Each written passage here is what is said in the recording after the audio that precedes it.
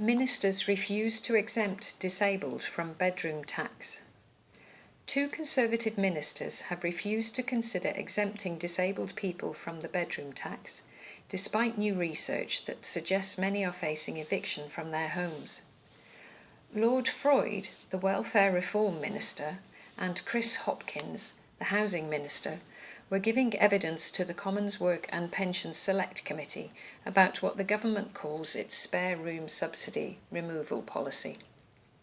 Their evidence came on the same day that National Housing Federation research found 2/3 of housing association tenants hit by the bedroom tax were now in rent arrears. Under the policy, tenants in social housing are punished financially if they are assessed as under-occupying their homes. The government says it believes that 523,000 households have been affected by the policy, almost 2/3 of them disabled people. Also on the same day as the committee hearing, research by the Papworth Trust found that 1/3 of those being refused discretionary housing payments are disabled people.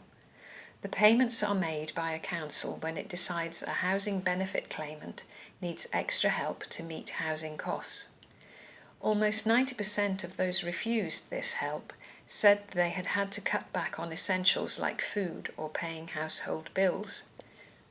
The research also showed that while 67% of non-disabled people applying for a DHP were successful, this dropped to 59% for disabled people.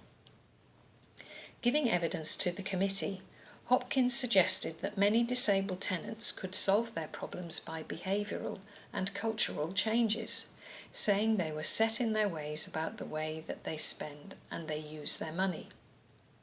Dame Anne Begg, the disabled Labour MP who chairs the committee, told the two ministers that the group the government had targeted with the policy were not people who were needing to change their behaviour to move out, but were vulnerable disabled people who actually needed that size of house because they can't share their bed with their wife anymore because she's incontinent.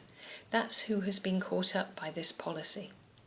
She added, "I accept that wasn't your intention, but it is a real problem that shows the real chaos at the heart of the policy, that you didn't realise that behind those figures were real people in situations where they couldn't change their behaviour in order to make it better.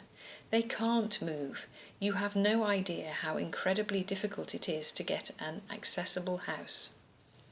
Source: The Fed, 12th of the 2nd, 2014, Disability News Service report.